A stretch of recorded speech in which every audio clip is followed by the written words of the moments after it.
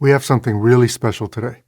We're going to be talking about a field monitor that really belongs in a studio or right next to your editing bay. The Megamon 15.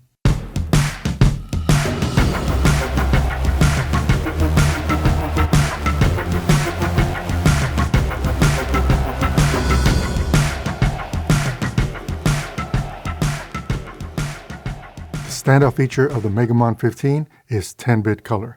We're going to spend a lot of time talking about 10-bit color and what and how this monitor can display.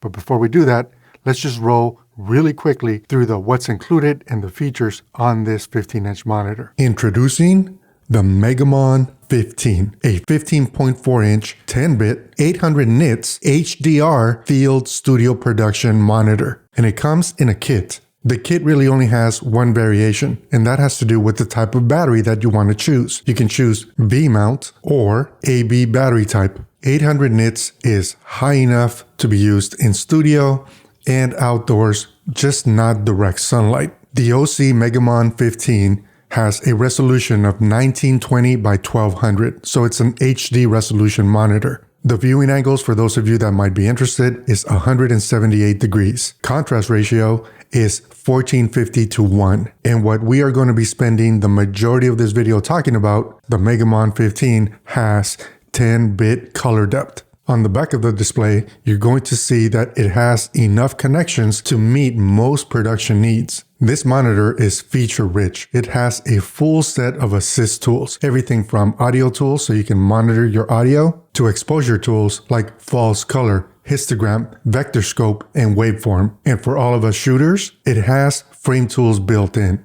And if you're using this monitor to pull focus, it has focus assist features as well as peaking. And for all of you who are going to use this in Video Village, or maybe even sending a signal out from the monitor to another monitor, say a director or someone else on set, it has built-in SDR and HDR LUTs from all the popular camera companies: Red, Arri, Canon, Fujifilm, Sony, and Blackmagic. So as I mentioned, we're going to spend quite a bit of time going through and talking about this 10-bit color and what that means for this monitor. So to do that, we're going to need to kill the lights, or at least dim them down. And I'm going to set up a different camera so that I can try to show you what this monitor is able to do. And we can all just talk through the different shots that way. If any of you are interested in seeing those shots for yourself instead of being recorded from the monitor, so you can see why I'm so hyped about what I'm looking at when I'm talking about this, be sure to give me a thumbs up, leave a comment, let me know that that's something of interest, and then we'll make that happen. So let's dim the lights and get started.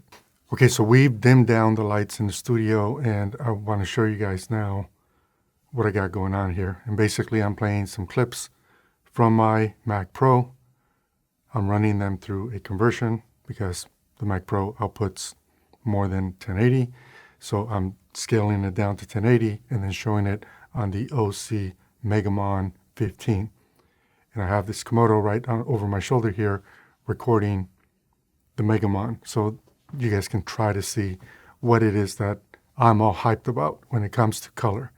So let's roll the clips. I'm just going to talk through the clips because I think these are really important. So this clip, this is an 8K source in Southern California. We shot it. The color, you saw the red, it's really brilliant. This is a 6K source shot on the Blackmagic Pocket Pro. And as you can see here, the colors are really nice. This is a Sony clip. And again, the highlight retention, the color, the saturation, it all looks really, really good. Here's a very bright scene, and you can see the clouds in the background. You can see the colors look really good. Bird's skin tone looks really good. And now look at the sunset shot. This is a 4K source from the Canon EOS R in Medora, of all places. I love the color on there. Now here I wanted to show basically open shade and then into sun, which Bert is standing in the sun and the tree trunk is in the shade. I graded it pretty aggressively, and I wanted to see if that orange bark would pop out. And the orange bark looks so similar on the Megamon 15 as it does on my Mac Pro. And as you guys know, the Mac Pro has incredible color and it's a killer display. Now check out this HDR scene. This was shot in HDR on the Canon C200. This is downtown Sydney, Australia. What I'm seeing out of this OSEE monitor is incredible. I have texture, detail, clarity, separation, contrast, color, brilliance. Everything in this shot just looks beautiful. And it looks beautiful on the OSEE monitor just as it does on my Mac Pro. That's the reason why I picked this shot, because this shot is very difficult for monitors that are not great. And I'm not sure how much of this is going to, show through on YouTube. But if you guys want to see that shot on your own, leave a thumbs up and I will allow you to download it so you can see it on your own display. Now this shot was also shot on the Blackmagic Pocket 6K. And her skin tone and her color and her tonality in her skin and all the different texture and layers of colors in her skin looks terrific on this monitor. I think OSEE has outdone themselves. And I'll just say this without trying to stir it up. I've used the neon monitors by Atomos before, and this OSEE monitor blows it away. So keep that in mind. The price point too. So I decided to take some deep low light shots, which this happened to be right before sunrise, again, Sydney, Australia. And I wanted to see how this monitor behaved when it comes to the blacks. Do they get polluted or don't they get polluted? And what's blowing me away about this is that, yes, my Mac Pro has more contrast, but I have texture on the shells of the Opera House. And I can see it. And it is not fringing, and it is not getting some weird artifacts or anything. I can see it. Are the blacks as black or dark as I want them to be? No. But this, to me, is more representative of film, where black isn't really zero IRE. And that's what I'm seeing out of the OSEE monitor. So needless to say, I'm impressed. And look at the gradients in the sky. Again, if you guys want to download some of these clips, just leave a comment. And if enough of you want them, I'll make sure that you all get them. This is the other half of that sunset. And again, look at the color, the gradients, the separation in the contrast, the way that this is being displayed. The fact that we still see green in the grass, even in this low light type of scenario, instead of it just being all mushed up and crushed.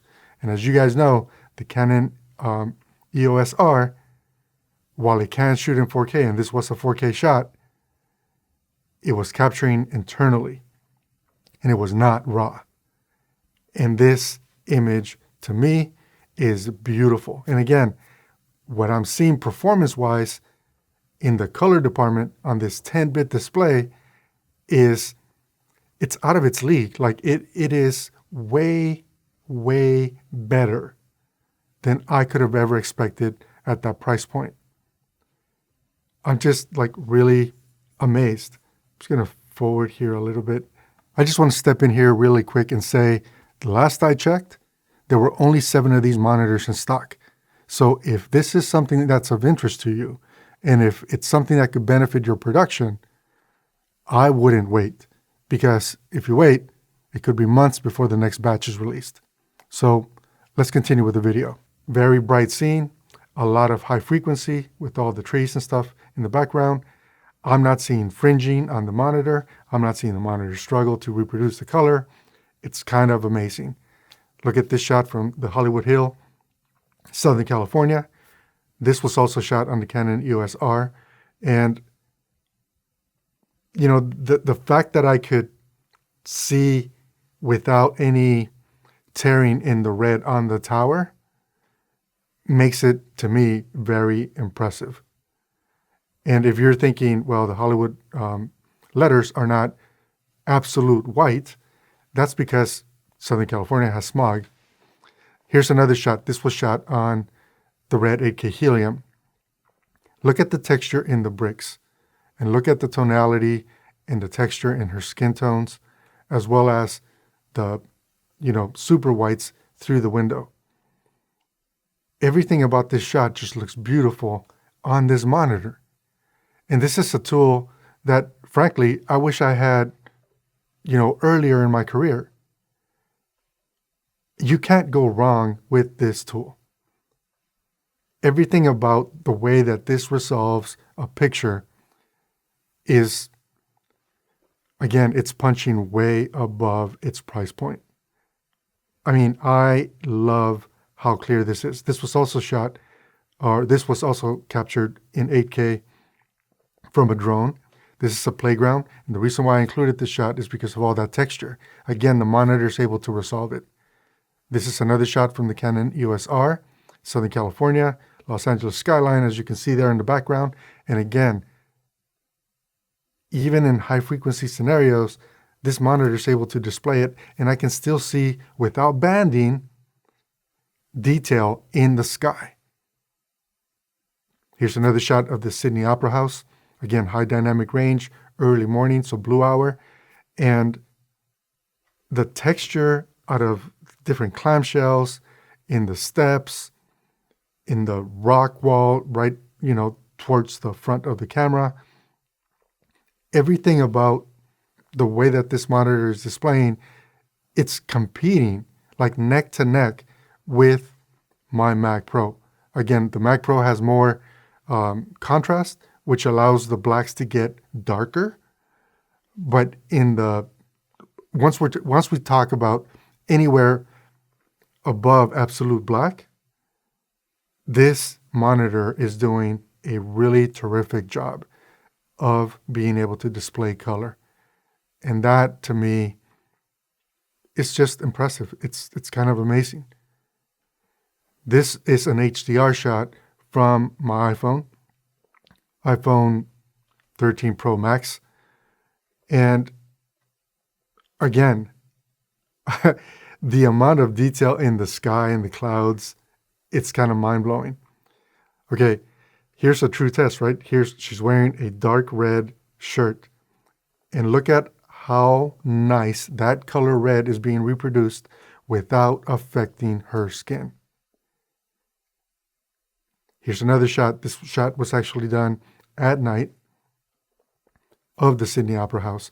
I don't remember how late at night, but it was late enough for all the tourists to have gone. Beautiful shot. No banding. I don't see noise. I don't see artifacts. I see a lot of detail.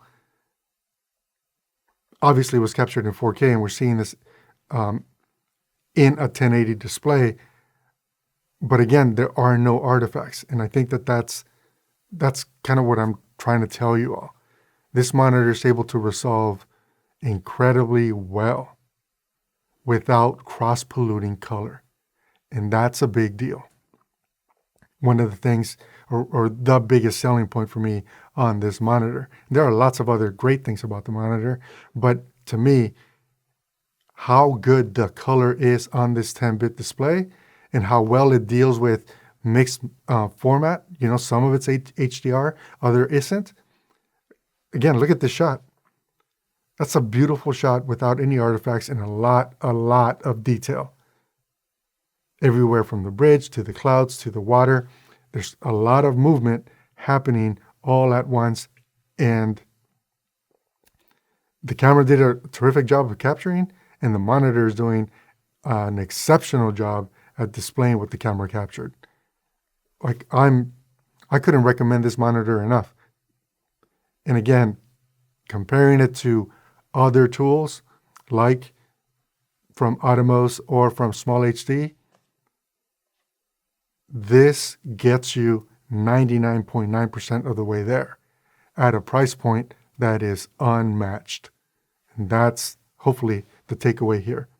I just love these colors.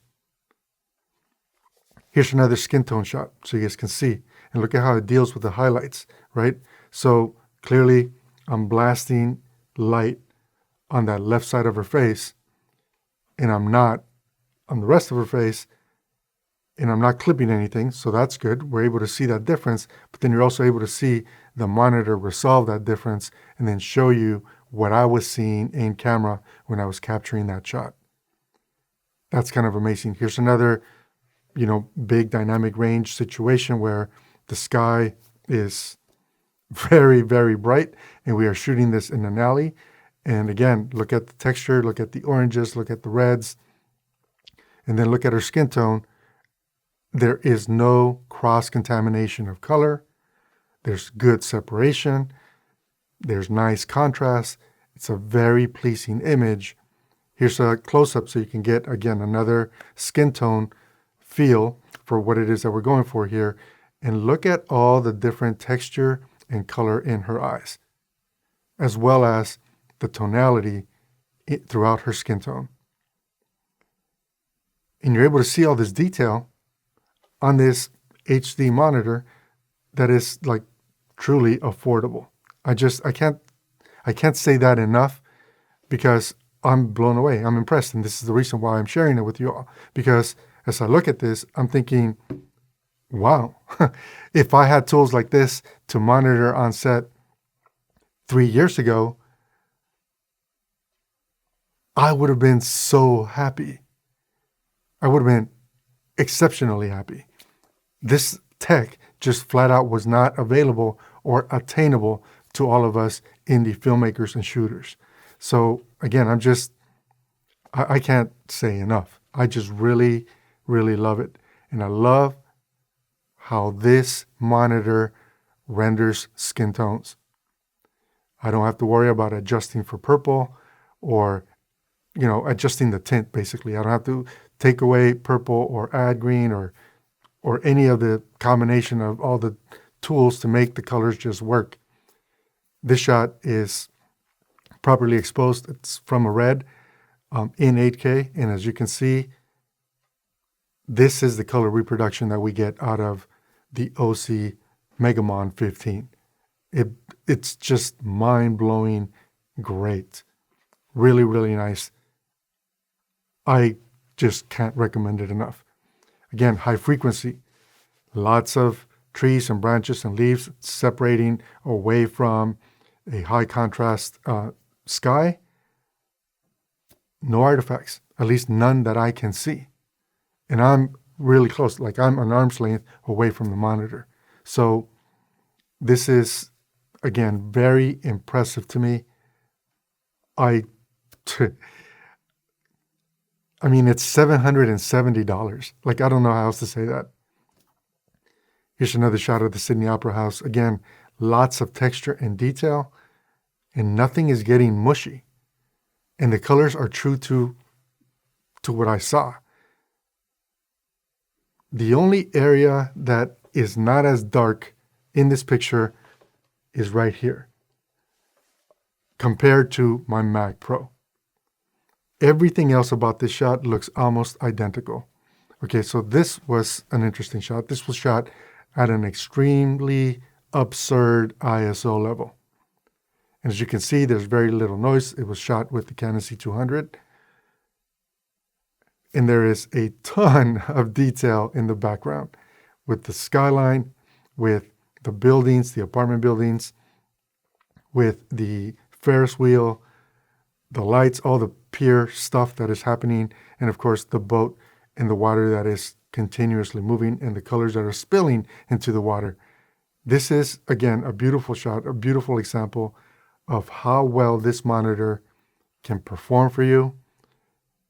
Here's a night shot, again, a different angle of the Sydney Opera House. And granted, did it have to be exposed correctly? Of course it did. If I had this tool to have judged my exposure, could I have done a better job? Possibly.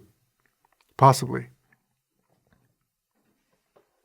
But even after the fact here, as I'm looking at this, I feel like this monitor might just live in my studio as a reference monitor moving forward. I don't even, I'm just really impressed, really impressed. Let's move this along a little bit. We're almost done here with all of these clips. Oh, we're going back to that HDR shot. I wanted to show this shot more than once to prove a point because of the amount of detail, texture, tonality, contrast, color information, and everything that this shot has all in one. It's this is what the monitor is able to do. This is what Megamon 15 is all about. And I guarantee you, if you end up picking one of these up, you're not going to regret it. And you might be like me thinking, yes, this makes for a great travel monitor, but it should probably live in the studio right next to your editing suite or right next to your editing machine because it's that good. I'm impressed. I think I have one more shot that I wanted to show. So this, again, very, very dark night shot in the texture in the clamshells. The roof of the Sydney Opera House is all there and it is visible to my eye. And in this shot, for whatever reason, this super dark spot looks identical on my Mac Pro. The only thing that doesn't is this sidewalk area here, where on my Mac Pro, there's more contrast in that area. But I see more detail in the steps on the OSEE monitor than what I see on my Mac Pro. So it's a little bit of a trade-off, but as a monitoring tool, as a field tool, this monitor kicks butt. It's terrific. I would not hesitate to recommend this monitor to anyone under any circumstance at this point based on my use. Again, I'm just really blown away and impressed, and I believe this was the end of the clip. So let's get back to the original shot and I'll wrap up my thoughts. So I hope that you guys found the information useful and helpful in some way. And honestly, I know that this is a sponsored video and I'm gushing about this OSEE monitor, but it will be living right next to my editing workstation because of how good it is at reproducing color. It's that good. And the convenience of being able to put it in its own little packing case and traveling with it makes it much easier for, say, international travel than hauling a giant Pelican case for me. So it's going to have double duty, but its primary job will be to sit on my desk as a reference monitor moving forward. As usual, if you enjoy this type of content, let me know. Don't forget to subscribe, and I will catch up with you guys in the comments. Take care.